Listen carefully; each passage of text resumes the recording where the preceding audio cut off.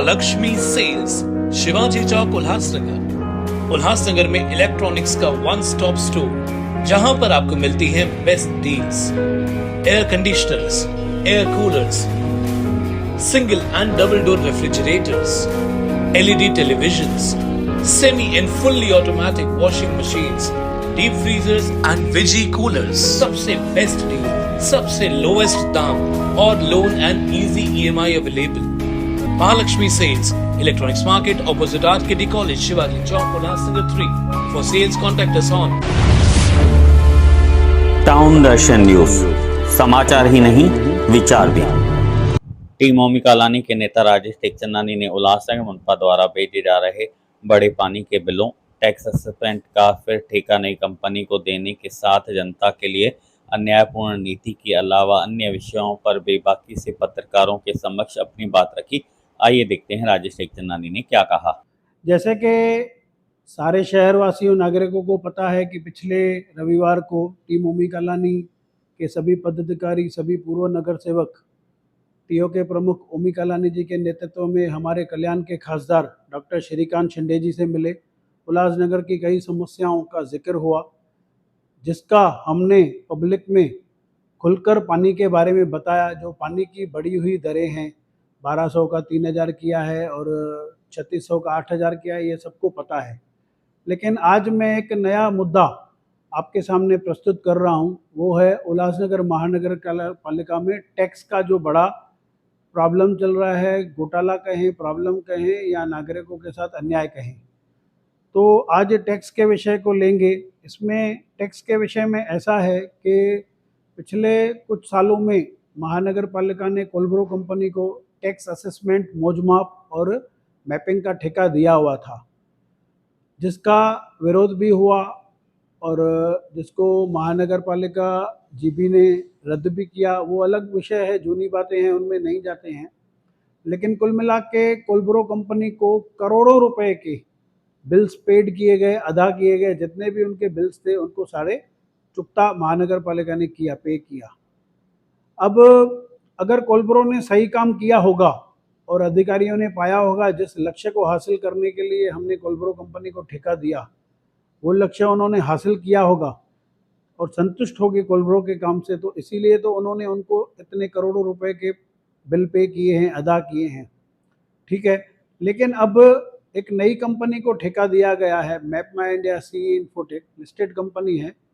उस कंपनी को फिर से वही चीज़ के लिए ठेका दिया गया है, यानी उसको फिर से पूरे शहर की व्यापारियों की, नागरिकों की, रहवासियों की और पूरे शहर के जो भी प्रॉपर्टीज़ है उनकी रीअसेसमेंट करनी है, मौजमाप करनी है और मैपिंग करनी है। अगर पिछले कोलब्रो को पेमेंट दिया है, आपने संतुष्ट हैं, तो फिर इस नई कंपनी को ठेका देने का वास्ता क्या आता है, मतलब क्या आता है? मतलब आप होटल में खाना खाने जाएंगे तो पहले ही आपसे बिल ले लिया जाएगा, आप चार्ज भर देंगे और खाना खाने के बाद फिर आपको उसी चीज़ का दोबारा बिल दिया जाएगा। मतलब एक ही चीज़ का दो बार भुगतान किया जाएगा। यह कहीं ना कहीं कुछ गड़बड़ियों की स्मेल आ रही है, बू आ रही है। इस विषय को हम लोग पुरजोर तरीके से उठाएंगे। Map my India C infotech नामक कंपनी के मार्फत कुछ घोटाला होने जा रहा है, इसको रोकने की कोशिश की जाएगी।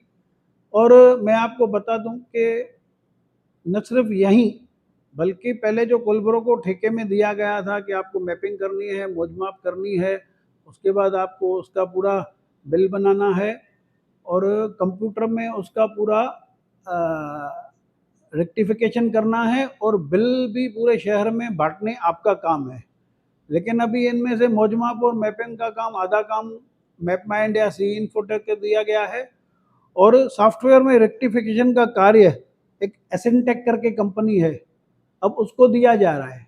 मतलब अब कोलब्रो के बाद map my India, map my India के बाद एसेंटेक, ये तीसरी कंपनी आ रही है। मतलब शहर के पैसे, शहरवासी नागरिकों के गोरी कमाई, जो उन्होंने हार्ड अर्न मनी है, जिसको महानगर पालिका को डेवलपमेंट के लिए दिया है, उसको व्यर्थ में गंवाया जा रहा है। अब जो मैप माई इंडिया को कार्य इन्होंने 6 महीने पहले दिया है, अब 6 महीने में वो कंपनी अभी तक स्थापित भी नहीं हो पाई है। दूसरा विषय मैं ये लेता हूँ कि वो कंपनी एस्टेब्लिश भी नहीं हो पाई है। वहाँ पे महानगर पालिका के बंदे बैठे हैं उनके, और शहर भर में घूम रहे हैं। बाज़ारों में मैं कल की बात बताऊं, आधी से ज़्यादा जापानी बाज़ार के व्यापारियों की नए तरीके से मौज माप करके आए हैं, उनको हैरान परेशान करके आए हैं। जब मैंने उनको फ़ोन किया तब वो लोग वहाँ से वापस गए हैं। मैंने बोला ये मुद्दा हमने ऊपर उठाया है, आप रुकिए ज़रा, व्यापारियों को हैरान परेशान मत कीजिए। अब ये पूरे शहर में मैपिंग कर रहे हैं, और लेकिन सॉफ्टवेयर में भी उनकी गड़बड़ी है। 6 महीने में ये कंपनी कार्य कर रही है, लेकिन सॉफ्टवेयर अपना नहीं बना पाई है। इनके सॉफ्टवेयर में कैसा है, 6 साल का रेट्रोस्पेक्टिव आपको बिल आएगा।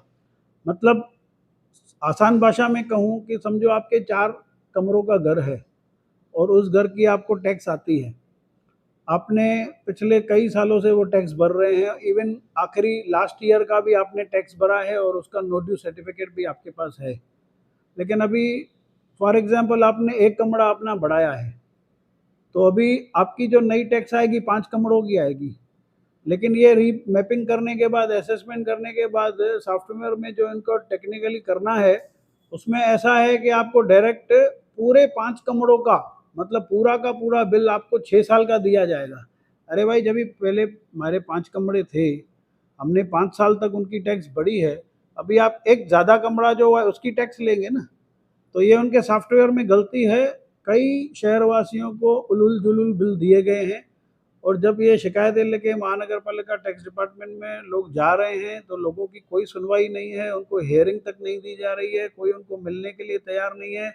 स्टाफ की कमी है, ऑफिसर्स इंस्पेक्टर्स टेबल्स पे हैं ही नहीं। जो नई हमारे शहर की मैडम आई है, मैडम मयूरी कदम, उनको भी पहले एक्सपीरियंस नहीं है टैक्स डिपार्टमेंट का, तो वो भी मतलब अभी तक उनको ग्रिप नहीं आया है कार्य कैसा करना चाहिए।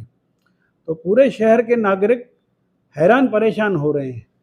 तो ये अन्याय हो रहा है, ये भी मुद्दा हमने उठाया है। और तीसरा टैक्स रिलेटेड इशू ऐसा है कि उल्लासनगर शहर में प्रॉपर्टी मार्केट बिल्कुल ख़त्म होता जा रहा है। ये विषय है रेंटल प्रॉपर्टीज़ का। आज हमारे बगल में कल्याण में अगर कोई प्रॉपर्टी अपनी भाड़े पे देता है दुकान, और फॉर एग्जांपल उसका 1 लाख रुपया भाड़ा है, तो उनके भाड़े से उनको कोई वास्ता नहीं है। उनकी नॉमिनल बेसिक टैक्स कितनी आती है, 10,000, तो वहाँ पे भाड़े पे है करके उनसे 20,000 रुपये लिए जाएंगे। नॉमिनल टैक्स जो है उसका डबल। आपकी प्रॉपर्टी का भाड़ा आपको 1 लाख रुपया सालाना आ रहा है कि 10 लाख रुपया आ रहा है कि 25 लाख आ रहा है कि 50 लाख आ रहा है, उससे उनको कोई वास्ता नहीं है। आपकी टैक्स इतनी आएगी, भाड़े पे है तो नॉमिनल जो भी है 10,000 है तो उसका डबल 20,000 हो जाएगा। लेकिन उल्लासनगर महानगर पालिका में अन्यायपूर्वक रवैया क्या है कि यहाँ पे अगर आपकी प्रॉपर्टी भाड़े पे है तो जो रेटेबल वैल्यू है प्रॉपर्टी की, रेटेबल वैल्यू का 73.5%, मतलब 73-74% जिसको बोला जाएगा, उतना वो लोग हमसे चार्ज करते हैं, शहरवासियों से वसूल करते हैं। अब जब सरकार एक है, सरकार के जो नुमाइंदे हैं, हमारे प्रशासक हैं, कमिश्नर हैं, आज पूरा महाराष्ट्र में सरकार राज है, कोई भी लोकल बॉडी बची नहीं है, कोई ग्राम पंचायत, नगर पालिका, महानगर पालिका का अस्तित्व है नहीं, पूरा प्रशासक राज चालू है। प्रशासक और आयुक्त मतलब क्या, सरकार के प्रतिनिधि, नुमाइंदे, एडमिनिस्ट्रेटर उनके तरफ से कार्य करते हैं। तो कल्याण बिल्कुल बाजू में शहर है, वहाँ पे अलग रवैया टैक्स का रेंटल के लिए, और हमारे उल्लासनगर में बिल्कुल अलग रवैया। तो यह शहरवासियों के साथ अन्याय है। शहर का प्रॉपर्टी मार्केट बिल्कुल गिरता जा रहा है। आज आप कल्याण में जाएंगे, यहाँ इवन अंबरनाथ में साईं बाबा मंदिर के आगे हाईवे पे जाएंगे तो इतने बड़े बड़े मॉल्स बन गए हैं, वहाँ पे बड़ी बड़ी मल्टीनेशनल, नेशनल कंपनियों के बड़े बड़े शोरूम्स खुल रहे हैं, और वहाँ प्रॉपर्टियों के दाम अच्छे हो रहे हैं। मैं कमर्शियल की बात कर रहा हूँ। लेकिन उल्लासनगर का प्रॉपर्टी मार्केट बिल्कुल डाउन होता जा रहा है। यहाँ पे कोई छोटी से छोटी कंपनी भी आने के लिए तैयार नहीं है, बड़ी मल्टीनेशनल कंपनी तो छोड़िए, क्योंकि जब आपका 70-80% महानगर पालिका 60% ले लेगी तो फिर कौन अपनी प्रॉपर्टी भाड़े पे चढ़ाएगा। तो इस वजह से हमारा शहर इंफ्रास्ट्रक्चर में, डेवलपमेंट में पिछड़ता जा रहा है। तो यह भी अन्याय हो रहा है शहर। ये 3 मुद्दे मैं आपके सामने प्रस्तुत, क्योंकि पहले जो हमारा एपिसोड 1 था दैट वो था रिगार्डिंग पानी पे हमने पूरा कंसंट्रेशन, क्योंकि हम लोग अगर दो मुद्दे मिलाते पानी और टैक्स तो लोगों में भी कन्फ्यूजन क्रिएट होता कि बात समझ में थोड़ी कम आई। तो वो विषय पानी के वाड़ी बिलों का जो बिल है वो तो विषय अलग है ही, और उसके साथ साथ हम लोगों ने ये भी विषय उठाया है कि शहर को पानी का अपना स्रोत होना चाहिए। अपने घर के बाहर, शहर के बाहर नदी बह रही है और फिल्ट्रेशन प्लांट हमारा अगर खुद का हो तो हमको क्या ज़रूरत है MIDC की इतनी ऊंची महंगी दरों पे हम लोग पानी खरीदें। तो ये पानी के तो विषय हमारे है ही, और टैक्स के भी ये विषय हमने लिए हैं। तो इस विषय में हमने जब डॉक्टर श्रीकांत शिंदे साहब से मुलाकात की, हमारे TO के प्रमुख ओमी कालानी जी के नेतृत्व में, ये सारी विस्तार पूर्वक बातें हुई हैं। और आने वाले 1-2 दिन में अर्बन डेवलपमेंट डिपार्टमेंट के जो सेक्रेटरी हैं हमारे असीम गुप्ता साहब, उनके पास मीटिंग, उनके ढालान में मीटिंग लगेगी, और जहां कोशिश करके हमारे डॉक्टर श्रीकांत शिंदे साहब भी वीडियो कॉलिंग पे उपलब्ध रहेंगे, ऐसा उन्होंने आश्वासन दिया है। हमारे TO की तरफ से 2-3 लोग जाएंगे और वहाँ पे ये सारी जो भी महानगर पालिका के तरफ से जो परेशानियां शहरवासियों को देखनी पड़ रही है, ये सारे मुद्दे उठाए जाएंगे। और आने वाले दिनों में और भी कई मुद्दे हैं TOK के पास, और भी कई परेशानियां हैं, नागरिकों की कई शिकायतें हैं, तो क्रम वाइज एक एक करके मुद्दा उठाया जाएगा। पहले हमने पानी का उठाया, आज हमने ये आपके सामने टैक्स का मुद्दा रखा है। तो सिर्फ शहरवासियों को यही विनती करूंगा कि ये जो हम लोग मुद्दे उठा रहे हैं, सरकार के पास जा रहे हैं, इसमें आप जन जागरण कीजिए, अवेयरनेस कीजिए और इन मुद्दों पे हमारा साथ दीजिए, ताकि यह जो जनता की लड़ाई है यह हम आखिरी मुकाम तक ले जाएं और कामयाब हों, जैसे शहरवासियों का भला हो। धन्यवाद। आपके खास पलों के लिए खास जगह Ambernath green leaf aqua launch पेश करता है शानदार रेस्टोरेंट। यहाँ AC हॉल, जहाँ मनाए बर्थडे पार्टी, रोका सेलिब्रेशन और हर तरह की फैमिली गेट टुगेदर। छोटी हो या बड़ी, हमारे पास है विशेष व्यवस्था। और सबसे खास बात, यहाँ हर दिन लाइव ऑर्केस्ट्रा और धमाकेदार DJ, स्वादिष्ट वेज और नॉनवेज खाने का लाजवाब इंतजाम, शानदार माहौल और दिल से की गई मेहमान नवाजी।